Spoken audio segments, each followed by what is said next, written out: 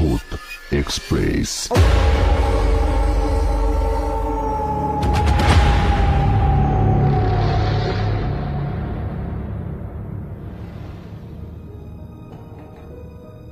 Welcome back. আশা করছি প্রত্যেকেই ভালো আছো এবং সুস্থ আছো। কে কোথার থেকে শুনছো কমেন্ট করে জানিও। আর তোমাদের কাছেও যদি কোনো ভৌতিক ঘটনা থাকে তাহলে তোমরা সেই ঘটনাটা আমায় পাঠাতে পারো। ঘটনা পাঠাতে হলে ঘটনাটি লিখে মেইল করতে হবে bhuteexpress9@gmail.com এই মেল অ্যাড্রেসে, অথবা আমাদের ফেসবুক পেজের ইনবক্সে তোমরা মেসেজ করে আমায় ঘটনা পাঠাতে পারো। আজকের সবার কাছে আমি রিকোয়েস্ট করব যে আজকের এই ঘটনাগুলো কেউ কিন্তু স্কিপ করো না, কারণ প্রতিটা ঘটনাই জমজমাট এবং স্কিপ করলে ঘটনার মজাটাই তোমরা হারিয়ে ফেলবে। আর দেরি করব না, শুরু করবো আজকের এপিসোড। চলে যাব প্রথম ঘটনায়। প্রথম ঘটনাটি লিখেছেন বাংলাদেশ থেকে জেরিন ইসলাম। তিনি যেভাবে ঘটনাটি লিখেছেন আমি সেইভাবেই পড়ে তোমাদেরকে শোনাচ্ছি। তিনি লিখেছেন, এই ঘটনাটা আমার নিজের সাথে ঘটে যাওয়া ঘটনা। সাল 2017। একটু একটু শীত পড়তে শুরু করেছে। তখন আমরা বগুড়া জেলার খন্দকার থানার বটতলা নামক এক গ্রামে থাকতাম। আমার বাবা কাজের সূত্রে তখন ঢাকায় থাকত। বাসায় শুধু আমি, আমার মা ও ছোট বোন থাকতাম। আমার বয়স তখন 15 কি 16 হবে।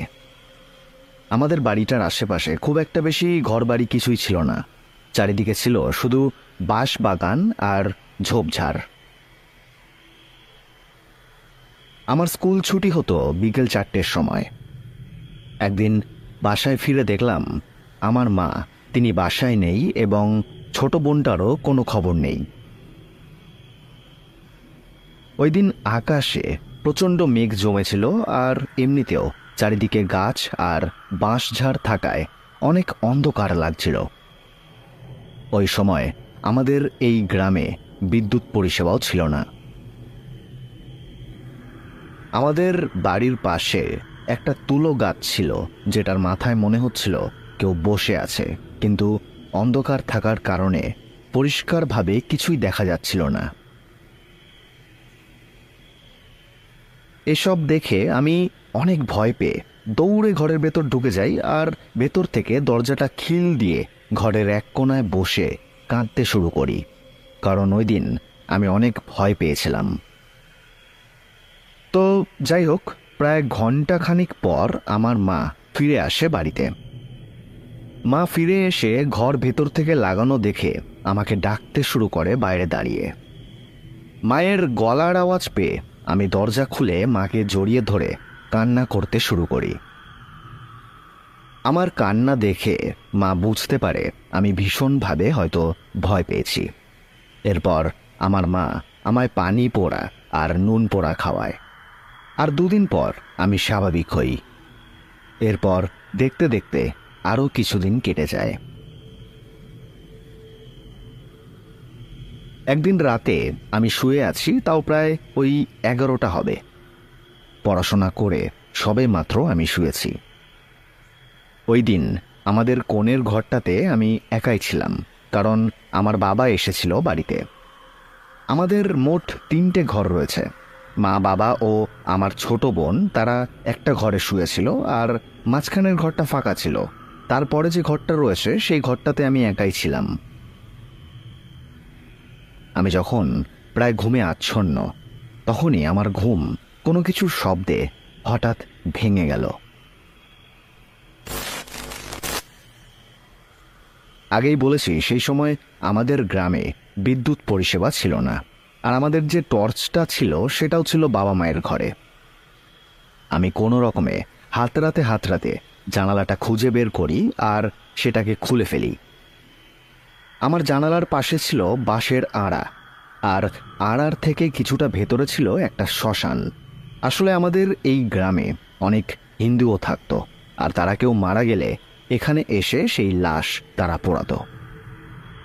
তো যাই হোক, জানালা খোলার সাথে সাথে আমি দেখতে পেলাম কেউ যেন একটা ঠিক ওই আড়ার সামনে দাঁড়িয়ে আছে।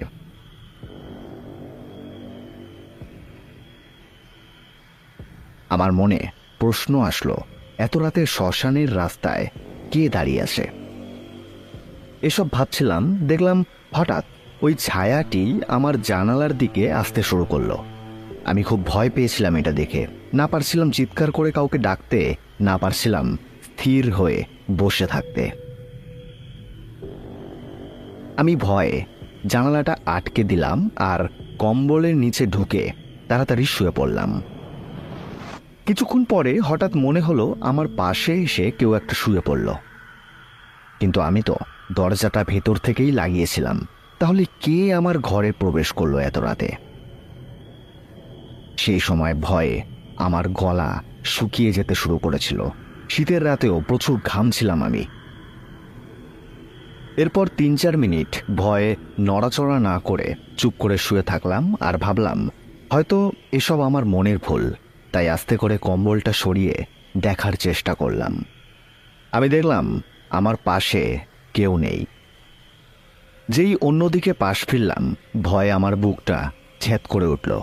আমি দেখলাম আমার বাঁ পাশে একটা কালো ছায়ার মতো অবয়ব শুয়ে আছে।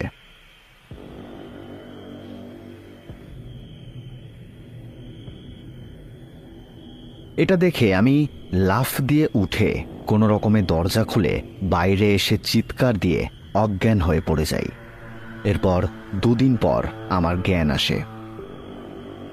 ওই দিন আমার চিৎকার শুনে বাবা মা টর্চ নিয়ে বাইরে এসে দেখেছিল আমি পড়ে আছি। তারপর আমাকে ঘরে নিয়ে আসে তারা। সকালে কবিরাজ দেখালে কবিরাজটি বলে যে আপনার মেয়ে কোনো খারাপ কিছু দেখে ভীষণ ভয় পেয়েছে। চিন্তা করবেন না, জ্ঞান আসতে সময় লাগবে, কিন্তু ও সুস্থ হয়ে উঠবে। আমি এই তাবিজটা দিয়ে যাচ্ছি, এটা ওর হাতে কিংবা কোমরে বেঁধে দেবেন, তাহলে আর কোনো খারাপ কিছু ওর কোনো ক্ষতি করতে পারবে না। এরপর ওই কবিরাজের দেওয়া তাবিজ পড়ার পর আমি আর কোনোদিনও ভয় পাইনি। এই ছিল ঘটনা। এই ছিল প্রথম ঘটনা। কেমন লাগলো ঘটনাটা কমেন্ট করে জানিও। চলে যাব দ্বিতীয় ঘটনায়।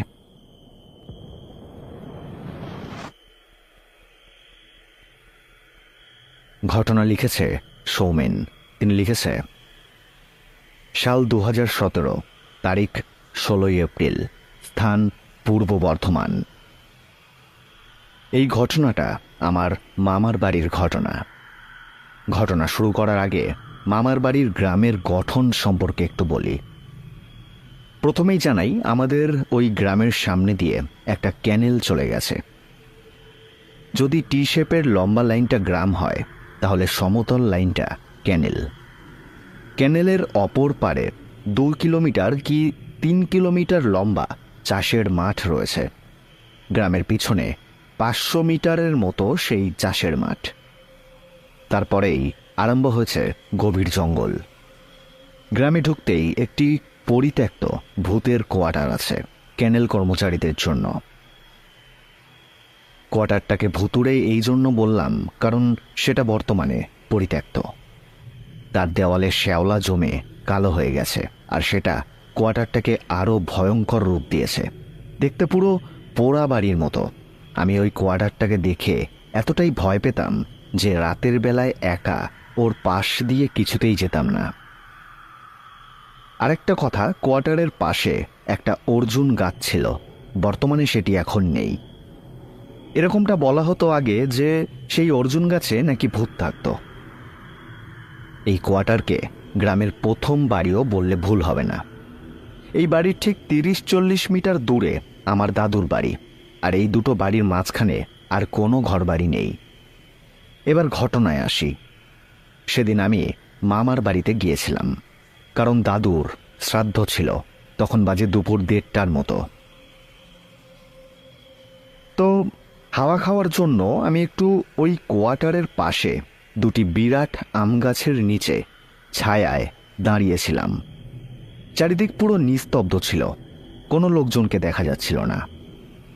আমার পাশেই ছিল সেই ভুতুড়ে কোয়ার্টার। ঠিক এমন সময় 50 কি 60 মিটার দূরে ঝোপঝাড় থেকে কয়েকটা কুকুর প্রচণ্ড জোরে চিৎকার করতে শুরু করে। কুকুরগুলোর অমন ঘেউ ঘেউ শুনে আমার কিছুটা অস্বাভাবিক লাগে। সেই মুহূর্তে আমি চারিদিকে তাকিয়ে দেখতেই দেখলাম কেউ কোথাও নেই। কাউকে দেখতে পাচ্ছিলাম না, শুধু গরমকালের দুপুরের নিস্তব্ধতা বিরাজ করেছিল চারিদিকে। কোনো হাওয়াও বইছিল না, একটু একটু ভয় লাগতে শুরু করেছিল। ভাবছিলাম যদি কিছু হয়ে যায় আমার সাথে, তাহলে সাহায্যের জন্য কেউ আসবে না। তো যাই হোক, এইসব ভাবতে ভাবতে আর দেরি না করে তৎক্ষণাৎ মামার বাড়ি লক্ষ্য করে হাঁটা শুরু করলাম। আমি বুঝতে পারলাম ভুল সময় ভুল জায়গায় উপস্থিত হয়েছি। এই জায়গাটা এই মুহূর্তে আমার জন্য নিরাপদ নয়। এই ভেবে একটু জোরে জোরে হাঁটতে লাগলাম। সবেমাত্র 15-16 পা ফেলেছি, হঠাৎ পেছন থেকে মরমর করে একটা আওয়াজ শুনতে পেলাম। আওয়াজটা কিসের ছিল এটা জানার জন্য সঙ্গে সঙ্গে পেছনে ঘুরে তাকালাম। দেখলাম আম গাছের একটা বিরাট বড় ডাল ঠিক যেখানে আমি দাঁড়িয়েছিলাম একটু আগে সেইখানেই ভেঙে পড়েছে। এদিকে সেই সময় কোনো হাওয়া বাতাস কিছুই ছিল না। আমি সাথে সাথে মামার বাড়ি থেকে মামা, দিদা আর আরও অনেককে ডাক দেই। তারা সবাইও সেই আওয়াজ শুনতে পেয়েছিল। সবাই বেরিয়ে আসার পর বলল, গাছের ডালটাকে পুড়িয়ে ফেলতে হবে। কারণ জানতে চাওয়ায় তারা সবাই বলল, বিনা কোনো ঝড় বা হাওয়া বাতাস ছাড়া যেহেতু ডালটা ভেঙে পড়েছে, তাই এটাকে মনে করা হয় কোনো অশরীরী বা কোনো ভূত প্রেত এই কাজটি করেছে। যখন গাছের ডাল পোড়ানো হচ্ছিল তখন দিদা বলল যে 1995 কি 96 সাল নাগাদ একটি উঠতি যুবতী মেয়ে ওই গাছে গলায় দড়ি দিয়ে আত্মহত্যা করেছিল। এই ছিল আমার সাথে ঘটা একটি ঘটনা। এর কোনো বৈজ্ঞানিক ব্যাখ্যা কারোর কাছে থাকলে আমায় জানাবেন। জানি না সেদিন দুপুরে কুকুরগুলো ওই রকম অদ্ভুতভাবে কেন ডাকছিল, আর সেদিন কোনো হাওয়া বাতাস ছাড়া কেন অত মোটা একটা ডাল ভেঙে পড়েছিল। এই ছিল দ্বিতীয় ঘটনা। ঘটনাটা কেমন লাগলো কমেন্ট করে জানিও। চলে যাব নেক্সট ঘটনায়। ঘটনা লিখেছে রিয়া বিশ্বাস। তিনি যেভাবে ঘটনা লিখেছে আমি সেইভাবেই পড়ে তোমাদেরকে শোনাচ্ছি। তিনি লিখেছেন, আমি দুটো ঘটনা লিখছি, দুটোই একদম সত্য, আর দুটো ঘটনাই আমার মাসির থেকে শোনা। ঘটনাটি আমার মাসির সাথেই ঘটেছিল। আমার মাসির শ্বশুরবাড়ি যৌথ এবং বনদী পরিবার। মাসি ও মেশোর ঘর ছিল 3 তলায় এবং 4 তলায় মাসির রান্নাঘর ছিল। মাসির ছোট কাকিমার শাশুড়ি তিনি মারা গেছেন প্রায় 1 মাস হয়েছিল। ঠিক এই সময় একদিন আমার মাসি রোজকার মতো রান্না করে দুপুরবেলায় 4 তলার রান্নাঘর থেকে খাবার নিয়ে নিচে নামছিল। মাসি যখন সিঁড়ির বাঁকে, তখন সে স্পষ্ট দেখল সেই কাকিমার শাশুড়ি মাসির পাশ ঘেঁষে উপরে উঠে গেল। এই দেখে মাসি ভয়ে হাত থেকে খাবার ফেলে দৌড়ে সিঁড়ি দিয়ে নেমে ঘরে ঢুকে হাঁপাতে শুরু করেছিল। আমার মেশো, মাসির শাশুড়ি, মাসির জা আর ভাসুর সবাই ছুটে এসে জিজ্ঞাসা করলেন যে কি হয়েছে। তখন মাসির কথা শুনে সবাই অবাক হয়ে গিয়েছিল। এটা ছিল একটা ঘটনা। এবার আরেকটা ঘটনা বলি।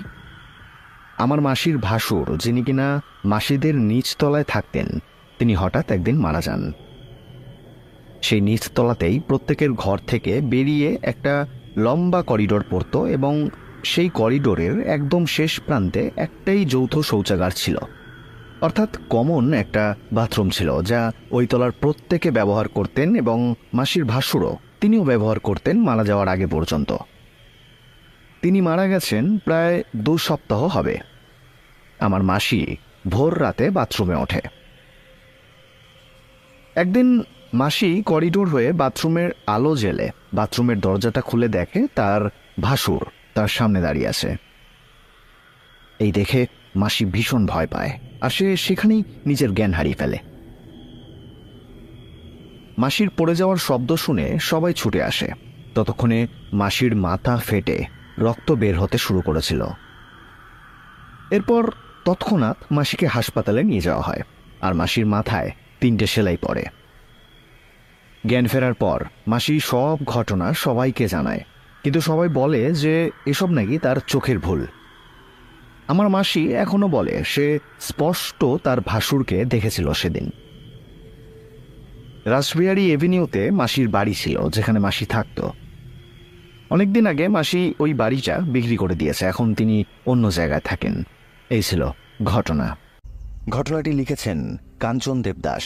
তিনি যেভাবে ঘটনাটি লিখেছেন আমি সেইভাবেই পড়ে তোমাদেরকে শোনাচ্ছি। তিনি লিখেছেন, আজ একটি সত্য ঘটনা বলবো, যা আজ থেকে প্রায় 22 বছর আগেকার, মানে 1999 সালে আমার সাথে ঘটেছিল। তখন আমি ক্লাস 4-এ পড়ি। সময়টা ছিল শীত শেষের পরবর্তী সময়। এই সময় বিয়ের নিমন্ত্রণ প্রায় সবার বাড়িতে থাকে। আমিও গিয়েছিলাম একটি বিয়ে বাড়িতে। বিয়েটা ছিল আমাদেরই পাশের পাড়ার একটা কাকুর বিয়ে। আমার বাড়ি থেকে বাবা, মা, দাদা, আমি আর আমাদের চেনা পরিচিত কিছু মানুষরা একটা ট্রেকার ভাড়া করা গাড়িতে করে সেই বিয়ে বাড়িতে গেছিলাম। আমাদের সাথে আমার এক পিসিও গিয়েছিলেন। সে অবশ্য নিজের পিসি নয়, অবিবাহিতা পাড়াতুতো এক পিসি। ওই পিসি আমার মায়ের কাছে বন্ধুর মতো ছিল। মাঝের মধ্যে আমার মায়ের সাথে গল্প করতে বাড়িতেও আসত সে। তো যাই হোক, আগেকার দিনে রাস্তাঘাট সেরকম একটা ভালো না থাকায় আমাদের ট্রেকারটা বড় রাস্তার পাশে থামিয়ে একটা পুকুর পাড় ধরে আমরা সবাই মিলে দল বেঁধে সেই বিয়ে বাড়িতে পৌঁছালাম। গ্রামের বাড়ি হওয়ায় সেখানে কারেন্ট ছিল না। বিয়ে বাড়িতে জেনারেটর ভাড়া করেই বিয়ের অনুষ্ঠান হচ্ছিল। এরপর বিয়ে দেখে খাওয়া দাওয়ার পর হাত ধুতে গেলাম, আর হাত ধোয়ার যে জায়গাটা ছিল সেটা ছিল অনেকটা দূরে। বাড়ির মধ্যে প্যান্ডেল হলেও একটু হাত ধুতে যেতে হয়েছিল প্যান্ডেলের বাইরে। প্যান্ডেল থেকে বের হয়ে বেশ খানিকটা এগিয়ে একটা পাঁচিল পার করে একটা পুকুর পাড়ের পাশে সেই হাত ধোয়ার জায়গাটা ছিল। সেখানে যথেষ্ট ঝোপঝাড় আর গাছপালায় ভর্তি ছিল। ওই পুকুর পাড়ের পাশে একটা ড্রাম ভর্তি করে হাত ধোয়ার জন্য জল রাখা ছিল। লাইটের কোনো ব্যবস্থাই সেই জায়গায় ছিল না। পরিবেশটা এমন ছিল যে রাতের বেলায় ওখানে হাত ধুতে যেতে কারোরই ইচ্ছা করবে না। তো যাই হোক, যথারীতি ওই ব্যাচের যারা ছিলেন তাদের সবার হাত ধোয়া হয়ে যেতে তারা বিয়ের স্থানের দিকে চলে গেলেন। এরপর আমার হাত ধোয়া হয়ে যেতে মা এবং ওই পিসির জন্য আমি পুকুর থেকে একটু সরে এসে একটা পাঁচিলের কাছে দাঁড়িয়েছিলাম। মা এবং পিসি দুজনেই একটু বাথরুমে যাবে বলছিল, কিন্তু গণ্ডগ্রামে ওসবের কোনো ব্যবস্থা নেই, তাই ওনারা পুকুর থেকেই হাত পা ধুয়ে চলে এলেন। আমি যখন একা ওই পাঁচিলের পাশে দাঁড়িয়েছিলাম তখন খুব অস্বস্তি হচ্ছিল আমার। আমরা তিনজন পাঁচিলের এপাশে এবং পাঁচিলের ওপাশে বেশ কিছুটা দূরে বাকি সবাই দাঁড়িয়েছিল, কিন্তু অন্ধকারের জন্য আমরা কাউকেই দেখতে পাচ্ছিলাম না। এরপর আমার মা, আমি ও পিসি আমরা তিনজন পাঁচিল পার করে এসে প্যান্ডেলে ফিরলাম, আর কিছুক্ষণ পরেই আমরা সবাই মিলে রাতে বাড়ি ফিরে এলাম। ওই রাতে কোনো সমস্যাই ছিল না। সমস্যাটা আসল হলো সেটা হলো পরের দিন। দেখলাম আমার আর আমার মায়ের ভীষণ জ্বর আর ঘা ম্যাচ করছে। এটা বিয়ে বাড়ি থেকে ফিরে আসার পরের দিনই হয়েছিল। যেহেতু শরীর খারাপ ছিল তাই ওষুধ খেলাম আমি আর মা। একটু সেরে উঠতেই ওইভাবেই আমাদের বৌভাতে যেতে হয়েছিল। বৌভাতের অনুষ্ঠানে সেই পিসিও গেছিল, মানে ওই পাড়াতুতু পিসিটা যার কথা আমি ঘটনার শুরুতে বলেছি। ওই বৌভাতের রাতে যখন আমরা অনুষ্ঠানে গিয়ে পৌঁছালাম তখন ওই পিসির সাথে দেখা হতেই সে আমার মাকে ডেকে বলল যে, জানো বৌদি, ওই বিয়ে থেকে ফিরে আসার পর না আমার ভীষণ জ্বর। আমার মা পিসির সেই কথার উত্তরে তাকে বলেছিল যে আমাদের মা ছেলেরও ভীষণ জ্বর। আমি দেখলাম আমরা তিনজনেই ওই বিয়ে থেকে ফিরে আসার পরেই একসাথে জ্বরে পড়েছি। তো এরপর আরো 2 দিন যেতেই আমরা তিনজনেই অনেকটা সুস্থ হয়ে উঠি। সুস্থ হওয়ার পর একদিন রাতে আমি খুব ভয়ঙ্কর একটা স্বপ্ন দেখতে পাই। স্বপ্নে আমি দেখি আমাদের এলাকার একটা ফাঁকা রাস্তা দিয়ে আমি একা হেঁটে আসছি এবং হঠাৎ করেই একটা কালো কুচকুচে আর লম্বা একটা অবয়ব আমার পিছনে তাড়া করছে আমায়। আমি কোনো রকমে স্বপ্নের মধ্যেই হাঁপাতে হাঁপাতে দৌড়ে ঘরে ঢুকে যাই, আর ঘরে ঢুকতেই আমি দেখি সেই পিসি আর আমার মা ঘরে বসে গল্প করছে। আমি স্বপ্নে নিজেকে, আমার মাকে আর পিসিকে দেখতে পাচ্ছিলাম, আর তার সাথে সেই অবয়বটিকেও আমি দেখতে পাচ্ছিলাম। স্বপ্নটা দেখার পর আমি ধরপড়িয়ে ঘুম থেকে উঠে যাই। আমি সাথে সাথে মাকে এই স্বপ্নের ঘটনাটা জানাই। এরপর পিসি আমাদের বাড়িতে আসতে সে বলে ওই বিয়ের দিন হয়তো কোনো বাজে হাওয়া বাতাস লেগেছিল আমাদের। এরপর আর কোনো সমস্যা হয়নি, কিন্তু এই ঘটনার যে আসল কারণটা সেটা আমরা আজও জানি না। কেন তিনজনেই হঠাৎ করে জ্বরে পড়েছিলাম এটাও জানি না আমরা। এই ছিল ঘটনা, এই ছিল আজকের প্রথম ঘটনা। ছোট্ট একটা ঘটনা দিয়ে শুরু করলাম আজকের এপিসোড। ঘটনাটা কেমন ছিল এটা কিন্তু কমেন্ট করে জানিও। শুনে নেব দ্বিতীয় ঘটনা। ঘটনাটি লিখেছেন তাপস বাবু। তিনি যেভাবে ঘটনা লিখেছেন আমি সেভাবেই পড়ে তোমাদেরকে শোনাচ্ছি। এটা আমার দাদুর ঘটনা। সময়টা 60-এর দশকের মাঝামাঝি। একদিন রাতে দাদু তার ঘরে শুয়েছিল। হঠাৎ দাদুর ওয়াশরুমে যাওয়ার প্রয়োজন হয়ে পড়ে। আগেকার দিনে বাড়ির ওয়াশরুমগুলো ঘর থেকে অনেকটা দূরেই হতো। দাদুর বাড়ির ওয়াশরুমটাও তার ঘর থেকে বেশ একটু দূরেই ছিল। দাদু ওয়াশরুমে যাওয়ার জন্য উঠে একটা লণ্ঠন জ্বালিয়ে বাঁ হাতে ধরলেন এবং ডান হাতে একটা শক্ত মোটা লাঠি নিয়ে বাইরে বেরিয়ে এলেন। লণ্ঠনের আলোয় দাদু আস্তে আস্তে হেঁটে ওয়াশরুমে পৌঁছলেন, কিন্তু সেখানে পৌঁছে দাদু দেখলেন ওয়াশরুমের দরজাটা বন্ধ। দরজাটা একটু ঠেলতেই তিনি বুঝতে পারলেন সেটা ভেতর দিয়ে বন্ধ, অর্থাৎ সেই ওয়াশরুমের মধ্যে যেন কেউ আগের থেকেই আছে। দাদু বাইরে থেকে জিজ্ঞাসা করলেন যে কে, ভেতরে কে আছে? দাদুর জিজ্ঞাসায় ভেতর থেকে একটা ক্ষীণ কণ্ঠে উত্তর এলো, আমি হিতেশ, দাঁড়া, বেরোচ্ছি। হিতেশ ছিল দাদুরই একজন বন্ধু। দাদুর থেকে একটু বয়সে বড় ছিলেন বলে দাদু তাকে হিতেশ দা বলে ডাকতেন। তিনি দাদুর বাড়ির খুব কাছেই থাকতেন এবং মাঝে মাঝে দাদুর ওয়াশরুমে আসতেন। দাদু এই বিষয়টাকে স্বাভাবিক মনে করে বাথরুমের দিকে পেছন ফিরে একটা বিড়ি জ্বালিয়ে টানতে শুরু করলেন। এইভাবেই কিছুক্ষণ যাওয়ার পর দাদু হঠাৎ সেই ওয়াশরুমের ভেতর থেকে একটা হাড় চেবানোর শব্দ শুনতে পেলেন। এইরকম একটা পরিবেশে এরকম একটা বিচিত্র শব্দে দাদু বেশ অবাক হয়ে গিয়েছিল। তিনি বুঝতে পারেন ওয়াশরুমের ভেতরে কেউ একজন কোনো কিছুর হাড় মাংস চিবিয়ে খাচ্ছে। দাদু বিষয়টা ভালো করে বোঝার জন্য সেই ওয়াশরুমের দরজার কাছে গিয়ে দাঁড়ালেন। অমনি প্রচণ্ড জোরে একটা শব্দে ওয়াশরুমের দরজাটা হাট করে খুলে গেল, আর সাথে সাথেই একটা দমকা ঠান্ডা বাতাস সেখান থেকে বেরিয়ে দাদুকে স্পর্শ করে উধাও হয়ে গেল। সেই বাতাস এতটাই ঠান্ডা ছিল যে দাদুর শরীরের ভিতরের হাড়গুলোকেও কাঁপিয়ে দিয়েছিল। সেই অন্ধকারে দাদু দূর থেকে কিছুই দেখতে পাচ্ছিল না। তিনি একটু সাহস করে এইবার ওয়াশরুমের ভেতরে ঢুকলেন। লণ্ঠনের টিমটিম আলোয় দাদু চারিদিকে চোখ ঘোরাতে হঠাৎ তিনি দেখলেন ওয়াশরুমের একটা কোণে একটা বিড়ালের মৃতদেহ পড়ে আছে। বিড়ালটার শরীর একেবারে রক্তাক্ত অবস্থায় ছিল। দেহের হাড়গুলো বাইরে বেরিয়ে এসেছিল। তার শরীরে বেশ কিছু জায়গায় যেন খুবলে খুবলে কেউ খেয়ে নিয়েছে, এরকম মনে হচ্ছিল তার মৃতদেহটা দেখে। বিড়ালটার শরীরের বেশ কিছু হাড় সামনের মেঝেতেই এদিক ওদিক ছড়িয়ে ছিটিয়ে পড়েছিল। দাদু দেখল ওয়াশরুমের মেঝেটা টাটকা আর তাজা রক্তে ভেসে যাচ্ছে। এরকম একটা বীভৎস দৃশ্য দেখে দাদুর মুখ থেকে একটা ভয়াবহ চিৎকার বেরিয়ে এলো, আর সাথে সাথে ঠিক তখনই একটা ভয়াবহ আর অমানসিক হাসির শব্দ দাদু শুনতে পেল। দাদুর মনে হলো অজানা একটা ভয়ঙ্কর কিছু খুব সামনে থেকে দাদুকে দেখছে আর বিকটভাবে হাসছে। সেই হাসি এতটাই পৈশাচিক আর ভয়ানক ছিল যা শুনে দাদুর বুকটা ভয় ছ্যাঁত করে উঠেছিল। দাদু কোনো রকমে শরীরের সমস্ত শক্তিকে কাজে লাগিয়ে বাঁ হাতে ধরে থাকা তার লণ্ঠনটাকে শক্ত করে ধরে পেছন ফিরে এক নজর দেখে ছুট লাগালেন ঘরের দিকে। দৌড়াতে দৌড়াতে দাদু বুঝতে পারলেন কিছু একটা জিনিস ধপধপ করে পা ফেলতে ফেলতে দাদুর পিছনে ছুটে আসছে। তার পায়ের আওয়াজটা এতটাই ভারী ছিল যে মনে হচ্ছিল দাদুর পেছনে যেটা দৌড়াতে দৌড়াতে এগিয়ে আসছে সেটা বেশ মোটা এবং বেশ লম্বা কোনো কিছু। দাদু কোনো রকমে ঘরের বারান্দা পেরিয়ে দরজা খুলে ঘরে ঢুকে যান এবং সাথে সাথেই দরজা দুটো বন্ধ করে দেন।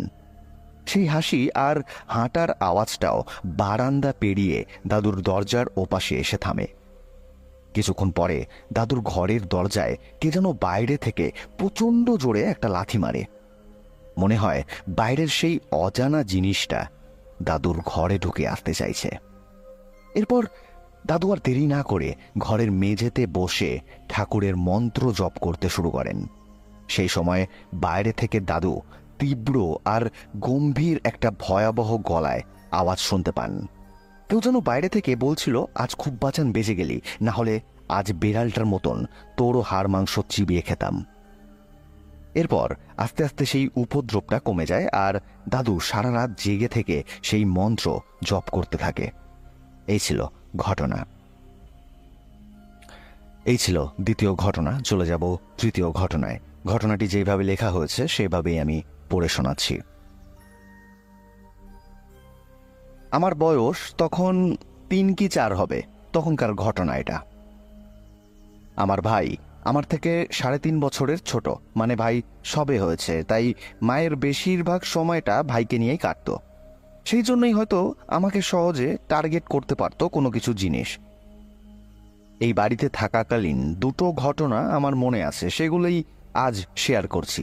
একটা মায়ের মুখে শোনা ঘটনা আর একটা নিজস্ব উপলব্ধি। ঘটনায় আসা যাক। আমি নর্মাল বাচ্চাদের থেকে একটু অন্যরকম ছিলাম, মানে ভীষণ শান্ত আর একদমই বেশি কথা বলতাম না। এই কারণে স্কুল থেকেও অনেক কমপ্লেন আসতো আমার বাড়িতে। নিজের পড়া, আঁকা, খেলাধুলা এই জগৎ নিয়েই আমি বেশিরভাগ সময় থাকতাম। দিদিদের সঙ্গে হোক বা বাইরের সেরকম বন্ধু আমার ছিল না, তাই যতক্ষণ না ঘুমাচ্ছি মায়ের পেছন পেছন আমি ঘুরে বেড়াতাম। সবসময় মায়ের সঙ্গে থাকার একটা কারণও ছিল, সেটা হচ্ছে আমি ওই ছোট থেকেই খুব ভয় পেতাম। তো যাই হোক, হঠাৎ এক রাতে আমার মা ঘুমের মধ্যে পাশ ফিরতে গিয়ে দেখলো যে আমি পাশে নেই। এই দেখে মায়ের ঘুম ভেঙে যায়। দরজার দিকে তাকিয়ে সে দেখলো যে দরজাটাও খোলা। দরজার লক অবধি হাত পৌঁছায়নি বলে পাশে রাখা একটা চেয়ার টেনে নিয়ে তার উপর দাঁড়িয়ে লক খুলেছি আমি, কিন্তু মা বাবা দরজা টানার বা দরজা খোলার কোনো আওয়াজই শুনতে পাইনি। আমার মা বাইরে বেরিয়ে এসে দেখলো যে সব দরজাই রুমের ভেতর থেকে বন্ধ। এই দেখে মা সিঁড়ি দিয়ে ওপরে উঠে যায়। দোতলাতেও মা আমায় খুঁজে পায় না। এরপর মা আর অপেক্ষা না করে সোজা ছাদে চলে যায়। মা ছাদে গিয়ে দেখে আমি খোলা ছাদের একদিকে বাইরের দিকে পা ঝুলিয়ে বসে আছি। আমার মা সাথে সাথে আমাকে সেখান থেকে উঠিয়ে নিয়ে এসে ঘরে এসে শুইয়ে দেয়। মায়ের সন্দেহ হলেও সে ভাবে আমি ইচ্ছা করেই খেলার ছলে ওরকম করেছি। এরপর পরের দিন আবারও একই ঘটনা ঘটে। এবার মায়ের সন্দেহ পাকা হয়ে যায় যে কিছুতে একটা গন্ডগোল হচ্ছে। আমার মা আর দেরি না করে বাবার সাথে এই বিষয়ে আলোচনা করে পরের দিন দরজাটা ভেতর থেকে লক করে দেয় আর চাবিটা বালিশের নিচে রেখে দেয়। অভ্যাস মতো তার পরের রাতেও ঘুমের ঘোরে মা আবার হাত দিয়ে আমাকে খোঁজে। আমাকে খুঁজেই মা দেখে আমি তার পাশে নেই। এরপর বিছানা থেকে উঠে মা দেখে দরজার কাছে আমি শুয়ে আছি, মানে দরজাটা খোলার চেষ্টায় ব্যর্থ হয়ে ওখানেই আমি শুয়ে পড়েছি। এরকমভাবে যখন রোজ রাতে আমি ঘুমের মধ্যে চলাফেরা করতাম, তখন মা বুদ্ধি করে একদিন আমার পায়ের সাথে বিছানার সাথে দড়ি বেঁধে শুয়ে রেখেছিল আমায়। কয়েকদিন পর আমাদের বাড়িতে পুজো এবং যজ্ঞ করিয়ে একটি তাবিজ আমায় পরিয়ে দেওয়া হয়। তারপর থেকে আস্তে আস্তে এই জিনিসটা ঠিক হয়ে যায়। পরে শুনেছিলাম ওই বাড়ির বাড়িওয়ালার জেঠুর আগের স্ত্রী ওই বাড়িতেই মারা গিয়েছিলেন কোনো এক কারণে। সেই জেঠিমার আত্মাই নাকি এরকম ভাবে আমাকে ডেকে নিয়ে যেত। এই কথাটা পরের বাড়িওয়ালি জেঠিমা আমার মাকে বলেছিল এবং সেই গল্প আরও পরে আমি শুনেছিলাম মায়ের মুখে। ওই বাড়িতে আমি আমার 5 বছর বয়স অবধি থেকেছিলাম, আর এই 5 বছরে আরও একটি ঘটনা ঘটেছিল। একদিন মা বকছিল বলে বিকেলবেলা খেলতে না গিয়ে মন খারাপ করে আমি খাটে গিয়ে শুয়ে পড়েছিলাম অভিমান দেখানোর জন্য। শুয়ে পড়ার কিছুক্ষণ পরেই আমার ঘুম চলে আসে, আর তখনই হঠাৎ আমি স্বপ্নে দেখলাম আমি আমাদেরই খাটের লম্বা দিকে শুয়ে আছি, কিন্তু যেদিকে মাথা করে আমি ঘুমাই সেদিকে না শুয়ে তার উল্টো দিকে মাথা করে আমি শুয়ে আছি, আর রুমটাও আমাদের ঘরটা ছিল না। ওপরের জেঠিমাদের যে রুমটা ছিল ওখানেই আমি শুয়ে আছি, এটা আমি স্বপ্নে দেখতে পাচ্ছিলাম। ঠিক তখনই আমি দেখলাম একটা ফ্রক পরা মেয়ে, সে আমার কাছে খুব আস্তে আস্তে করে আমার উপরে ঝুঁকে পড়ে দেখার চেষ্টা করছে যে আমি জেগে আছি না ঘুমিয়ে পড়েছি। ওই স্বপ্নের মধ্যেই আমি বুঝতে পারছিলাম যে এই মেয়েটা কোনো সাধারণ মানুষ নয়। আমি জেগে আছি জানতে পারলে সে আমার কোনো ক্ষতি করে দেবে, তাই আমি চোখ বন্ধ করে ঘুমানোর ভান করে শুয়েছিলাম। স্বপ্নটা দেখে ঘুমের মধ্যেই প্রচণ্ড ভয় পেয়ে গিয়েছিলাম আমি, আর ঘুম ভাঙতেই ধরফর করে উঠে দেখলাম স্বপ্নে আমি খাটের যে দিকটাতে শুয়েছিলাম, দেখলাম ঘুম থেকে সেই দিকটা থেকেই আমি উঠলাম, আর মাথার বাঁ পাশে কোনো বালিশ ছিল না। অথচ আমার স্পষ্ট মনে আছে আমি দেওয়াল ঘেঁষে আড়ের দিকে একটা সাইডে একটা পাশ বালিশ নিয়ে শুয়েছিলাম। এটা দেখে ওই ছোট বয়সে আমি এত ভয় পেয়ে গেছিলাম যে এক ছুটে মায়ের কাছে চলে গেছিলাম, আর কোনোদিনও একা শোয়ার সাহস দেখাইনি আমি ওই রুমে। এই ছিল ঘটনা। এই ছিল আজকের এপিসোডের কিছু সত্য ঘটনা। আজকের এপিসোড কেমন লাগলো কমেন্ট করে জানিও। দেখা হবে নেক্সট এপিসোডে নতুন কিছুর সাথে। আজকের মতো শুভরাত্রি।